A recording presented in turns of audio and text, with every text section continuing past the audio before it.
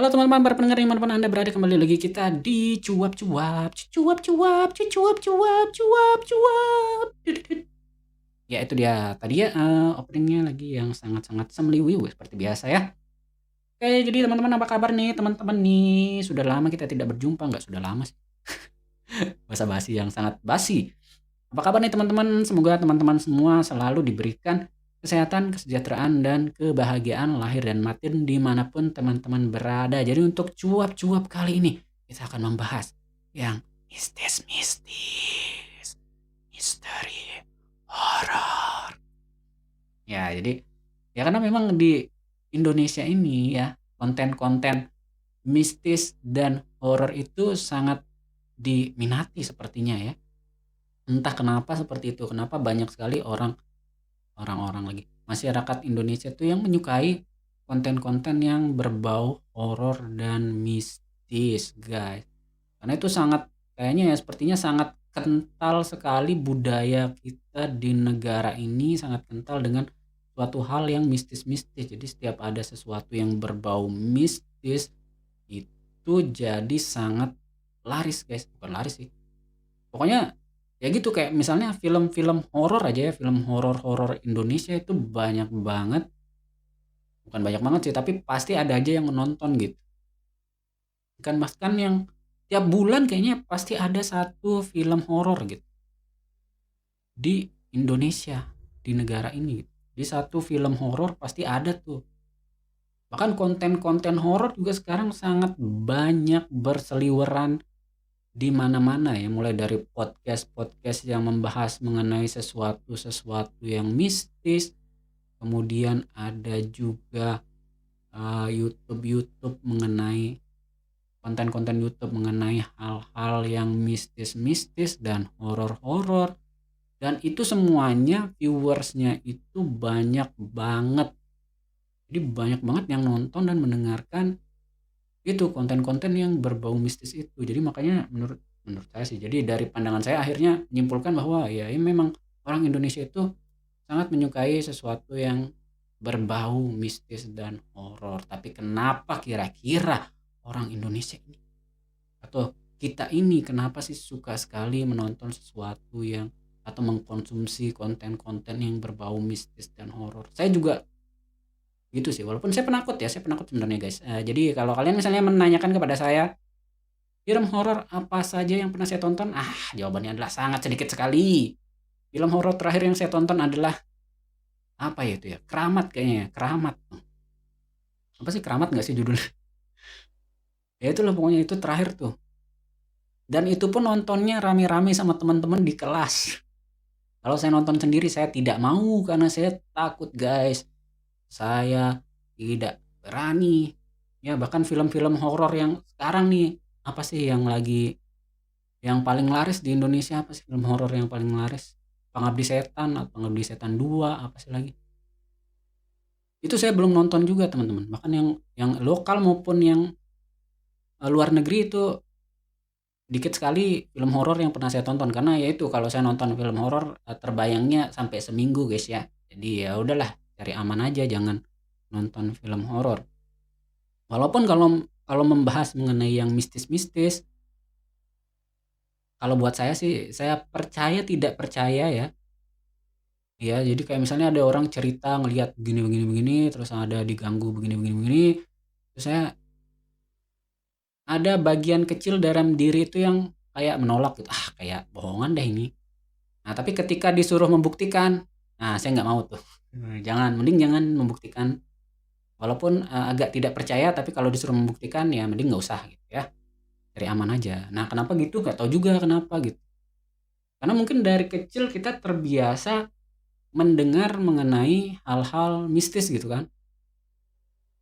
Iya kayaknya tiap dari waktu kecil lah kita sering banget tuh ngedengerin hal-hal yang berbau mistis. Misalnya kayak di sekolah aja ya, di sekolah tuh pasti ada aja cerita horornya tentang sekolah kita gitu, yang kemudian menyebar di antara siswa-siswa, di antara murid-murid. Kayak dulunya sekolah ini katanya bekas kuburan, dulu di sini bekas rumah sakit, terus di situ ada hantu begini, ada hantu begitu. Karena kita Ya itu jadi karena kita sering mendengar hal itu, bahkan mau di lingkungan sekolah, di lingkungan keluarga, itu banyak sekali kita mendengar hal-hal seperti itu, kita sering banget dijejalkan dengan hal-hal seperti itu, ya. Jadi kayaknya ketika kita mau menolak, ada bagian kecil dari diri kita itu yang, sudah terlalu terpengaruh dengan hal-hal yang kita terima waktu kecil gitu. Ya bahkan mungkin juga nggak jarang dari teman-teman yang sering ditakut-takutin sama orang tuanya, misalnya karena nggak mau tidur siang, "Ih, kalau nggak tidur siang nanti ini diculik wewe gombel kalau main siang-siang," gitu. Nah itu kan yang kayak gitu tuh, yang itu yang mungkin mempengaruhi kita, walaupun kita setidak percaya apapun, kadang-kadang ketika disuruh membuktikan ada aja ada aja rasa takut gitu kan. Kayak gitu tuh. Makanya kenapa konten-konten mistis di Indonesia itu penggemarnya banyak banget. Bahkan yang paling laris, bahkan laris-laris banget sih ya. Kalau kita lihat ya podcast-podcast tentang yang horor-horor, yang mistis-mistis itu banyak banget yang nontonnya, yang dengernya gitu dibandingkan dengan podcast-podcast biasa gitu. Nah, tapi kalau saya disuruh membuat yang horor-horor, masalahnya adalah pengalaman saya tidak banyak, guys. Gitu. Jadi tidak banyak yang dapat saya ceritakan ya kan, tentang yang horor-horor. Selain pengalaman saya banyak, saya juga tidak mau menambah pengalaman mengenai yang seperti itu gitu. Ya. Jadi ya kita bahas saja dari sisi filosofisnya. Wes. Ya itulah pokoknya. Kan jadi kita terbiasa mendengar tentang hal-hal kayak hantu, terus ilmu hitam, apalah lagi yang mistis-mistis, mitos dan lain sebagainya, itu kita sering sekali mendengar dari kecil gitu. Jadi makanya kita terbiasa dengan itu dan akhirnya kadang mungkin merasa penasaran, makanya ketika ada konten horor, ada film horor, jadi tertantang, jadi penasaran untuk nonton itu, untuk mendengarkan itu, untuk mengikuti itu gitu. Atau mungkin selain itu juga karena film horor itu bisa membangkitkan adrenalin ya, kita kadang-kadang kita membutuhkan itu dalam hidup ya. Mungkin itu salah satunya, mungkin kenapa film-film horor juga sekarang banyak yang nonton. Selain film horor juga kadang-kadang bisa digunakan untuk melakukan perbuatan mesum di bioskop ya. Ya mungkin itu ya. Makanya rame terus tuh film horor tuh, biar sebusuk apapun film horornya kalau saya nonton di ini review-review film ya. Karena ada yang bilang tuh film horornya sangat busuk gitu. Tapi tetap aja ada yang nonton gitu. Ya karena kan mungkin dia tidak ingin menonton filmnya, tapi hanya ingin memanfaatkan situasi gelap di dalam bioskopnya. Ya itulah pokoknya. Jadi gitu. Jadi kayaknya ya itu ya. Jadi karena kita terbiasa dengan hal-hal mistis itu, makanya kita sampai besar terbawa-bawa gitu. Ya kan? Jadi kalaupun kita pengen tidak percaya, ada sebagian kecil dari diri kita yang berusaha untuk mempercayainya. Ya, begitulah guys, pokoknya guys. Ya, jadi kira-kira itulah. Nah, ini sebenarnya saya pengen buat konten horor ya, cuma cerita horor saya kan sedikit banget gitu. Atau mungkin saya akan mengulang cerita saya semasa KKN ya. Ini sudah pernah saya ulas ya di siaran suka-suka ya. Teman-teman bisa putar lagi di YouTube, ini ada ya, di podcast di Spotify juga ada. Jadi silakan teman-teman bisa putar lagi, tapi saya akan mengulang aja ya. Ulang aja nggak sih? Ulang nggak guys? Nah, ulang aja deh, biar panjang kontennya. Nah itu jadi ya karena itu tadi ya, karena saya terbiasa dengan mendengar hal-hal gitu. Makanya ketika mau KKN itu agak was-was gitu, karena sering denger kan ada aja cerita horornya semasa KKN gitu. Makanya akhirnya ketika terjun KKN itu ada sedikit perasaan was-was gitu. Was-wasnya karena ya kan ada banyak tuh yang cerita mengenai diganggu-ganggu oleh hal-hal mistis seperti hantu-hantuan, bahkan juga ilmu hitam gitu guys. Jadi makanya ketika itu ya saya terpengaruh juga.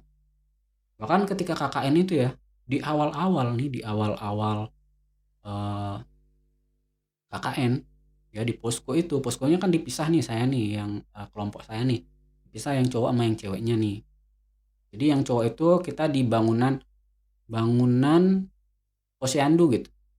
Jadi adalah di depan rumahnya si tuan rumah ini, terus di sebelahnya itu ada kebun pisang. Nah, sebelahnya kebun pisang itu ada rumah adiknya si bapak tuan rumah ini. Nah, di situ poskonya yang cewek. Jadi dipisah tuh. Nah, pas di malam pertamanya ternyata di posko yang cewek itu heboh dan gempar gitu. Jadi katanya ada yang melihat ini, ada yang melihat itu, ada yang ngerasain begini, ada yang ngerasain begitu. Gitu tuh. Nah, tapi di posko cowok aman, tentram dan damai, guys. Jadi kita tidur seperti orang mati karena kita perjalanannya jauh sekali ya dari Mataram ke sana lah ya, ke tempat itu ya. Jadi gitu ternyata pas paginya, woi heboh tuh yang cewek-cewek gitu kan. Nah saya kan karena merasa apaan sih, lebay nih anak cewek-cewek, lebay banget deh. Ya saja gitu. Kita kan kita juga di posko cowok nggak ada ngerasain apa-apa gitu. Jadi waktu itu saya denial dengan itu gitu guys. Sampai suatu ketika, sampai suatu ketika akhirnya saya diuji. Jadi namanya kita KKN gitu kan ya. Itu kan kita kadang-kadang itu banyak banyak mendapatkan undangan hajatan gitu. Jadi ada aja tuh yang ngundang, ada anaknya Pak Kades menikah, kita diundang hajatannya gitu. Jadi adalah satu hari itu ada 2 hajatan kalau nggak salah ya. Dan makanannya di sana itu sangat-sangat bersantan dan pedas ya. Jadi saya makan itu dan sampai akhirnya di malam harinya lagi pas lagi rapat, perut itu bergejolak gitu kan. Ke kamar mandi lah saya, ke WC, saya melaksanakan panggilan alam dan ternyata diare guys gitu. Di waktu itu saya sudah berpasrah diri sebenarnya ya. Berdoa dah dalam hati, wes. Tolong jangan sampai, semoga diarenya cuma satu kali ini aja, nggak lagi malam-malamnya gitu. Kenapa begitu? Karena di posko cowok, nah di posko cewek itu masih enak WC-nya tuh, WC-nya masih di dalam, hitungannya masih di dalam rumah. Nah di posko cowok, karena kita kan di pos pos ruang gedung posyandu kan, itu kan terpisah dari rumah utamanya bapak itu ya, bapak tuan rumahnya gitu. Nah, WC-nya si bapak tuan rumahnya ini adalah di luar gitu. Tempat WC-nya itu di luar. Jadi kalau kita mau ke kamar mandi, itu kita harus muterin rumahnya bapak itu sampai ke WC-nya. WC-nya ada di belakang rumahnya dan menghadap, posisinya itu pas menghadap ke kebun pisang. Di mana pintu WC-nya tepat di depan pintu WC-nya ada sebonggolan pohon pisang, guys. Nah, kalian tahu kan mitos-mitos yang beredar tentang pohon pisang? Ya kan? Bayangkan tuh kalau misalnya malam-malam kalian pengen boker, ya, pengen mengeluarkan hajat-hajat, ya, gimana kondisinya tuh. Nah, makanya pas balik ke posko nih malam-malam itu, jadi waktu masih rame kan teman-teman saya belum tidur tuh, kita pulang rapat malam-malam jam 11 lah, saya pada belum tidur kan. Jadi pas itu saya mengambil kesempatan untuk boker, supaya keluar semua nih isi perut nih. Jadi nanti tengah malam dia nggak bergejolak lagi gitu. Harapan saya kan seperti itu ya kan. Nah, cuma karena namanya diare kita kan tidak bisa mengatur ya guys ya. Dia mau keluar ya keluar, dia mau ini dia begitu gitu kan. Tepat jam 3 pagi tiba-tiba perut saya bergejolak, teman-teman. Ya, jam 3 pagi. Perut itu bergejolak dan harus dikeluarkan. Ya kan, daripada dia embrebet di dalam posko kan malu kan. Itu. Nah, terus masalahnya adalah untuk yang cowok-cowok biasanya kita selalu merasa gengsi untuk membangunkan teman dan nganterin kita boker. Nah, yang pertama adalah saya merasa gengsi dan yang kedua adalah nggak enak juga kan kalau misalnya saya bangunin teman saya satu terus suruh nungguin, ya masa saya tega sih ngelihat dia nungguin, membiarkan dia nungguin di luar gitu kan, menghadap ke kebun pisang kan nggak enak kan, kan. Yang kedua juga nggak mungkin kan saya ajak dia masuk kan melihat saya memboker kan nggak mungkin kan. Nah, makanya waktu itu saya nggak membangunkan teman-teman saya. Jadi saya menguatkan mental lah istilahnya ya. Iya, namanya kita terpaksa itu entah kenapa keberanian itu muncul. Ya, akhirnya itulah karena sudah saking nggak tahannya akhirnya saya keluar berbekal lampu senter dari HP. Nah, jadi sepanjang jalan karena kita kan harus muterin itu ini kan. Harus muterin rumah Pak ini ya Pak A lah kita sebut ya. Kita harus muterin rumah Pak A dan harus melewati kebun pisang. Jadi sepanjang jalan saya tidak melihat ke kiri dan ke kanan dan hanya berfokus ke bawah gitu guys. Jadi saya senterin ke bawah, saya ngelihat ke bawah terus, bawah aja. Yang penting mata ini jangan sampai melihat ke arah-arah yang berbahaya. Yang gitulah, fokuslah ke bawah sambil berdoa kan. Set, sampailah akhirnya di depan pintu WC. Kemudian saya masuk dan aman sampai situ teman-teman. Tidak ada gangguan apa-apa. Aman, tentram, dan damai. Akhirnya saya buanglah itu hajat dengan aman, tentram, dan damai. Setelah lega, masalah kedua adalah kan tidak mungkin saya diam di WC terus kan.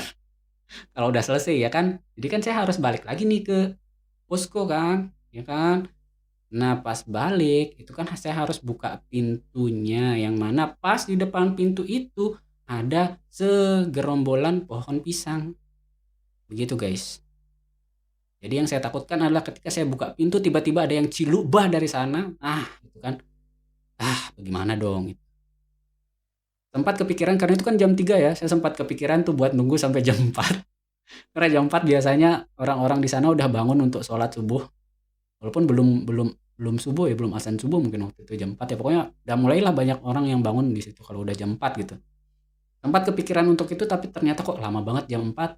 Karena saya sudah nggak tahan dan mata sudah mulai ngantuk, daripada tidur di WC akhirnya saya beranikan dirilah buka pintu itu. Dan ketika buka juga saya nggak langsung ngelihat ke depan tapi saya ngelihat ke bawah. Pokoknya saya lihat ke bawah dah. Terus ngelihat ke bawah dan akhirnya jalan sampai ke posko dengan aman dan damai. Dan untungnya nggak ada suara-suara aneh-aneh di sana ya. Kalau ada suara aneh-aneh mungkin saya bisa pingsan di sana. Jadi ya itulah. Jadi itu guys, cuma sebatas itu pengalaman horor saya. Dan saya nggak mau nambah sih guys ya. Tolong jangan sampai ada pengalaman-pengalaman horor gitu guys. Nah nggak usah lah. Ya walaupun tidak percaya tapi saya tidak mau membuktikan juga. Bukan nggak percaya sih, saya percaya tapi tidak percaya. Percaya tidak percaya. Ya pokoknya itulah. Jadi mungkin itu aja ya untuk cuap-cuap kita kali ini. Sangat tidak berfaedah. Yang penting kita bisa mengisi waktu-waktu luang kita guys. Ya yang penting bisa menemani teman-teman lah. Siapa tahu ada teman-teman yang lagi ngedengerin ini sambil mengerjakan skripsi, sambil boker, sambil ngapain lah pokoknya. Yang penting bisa menemani teman-teman lah ya. Yang penting ada yang bisa kita bicarakan bersama-sama. Oke, mungkin itu aja sekedar cuap-cuap kita untuk episode kali ini. Sangat tidak berfaedah ya. Pokoknya untuk hal-hal mistis ya, terserah teman-teman mau mempercaya atau tidak, itu keyakinan kita masing-masing kan. Mau percaya kita mau tidak. Walaupun kita tidak percaya tapi kadang-kadang ada rasa, ada yang membuat kita percaya, yaitu mungkin karena pengalaman kita di masa lalu yang sering sekali mendengar hal-hal mistis itu. Jadi ada sedikit rasa percaya gitu. Walaupun kita mendenial ya gitu. Ya ada sedikit rasa. Ya mungkin karena itu ya. Ya pokoknya itu aja lah. Cuap-cuap kali ini sangat tidak berfaedah dan mungkin kalian tidak mengerti apa yang dibicarakan. Ya pokoknya ya yang penting adalah kontennya. Yang penting ada kontennya. Yang penting bisa menemani teman-teman. Pokoknya sebenarnya tujuan dari cuap-cuap ini adalah untuk menemani teman-teman semua gitu. Iya.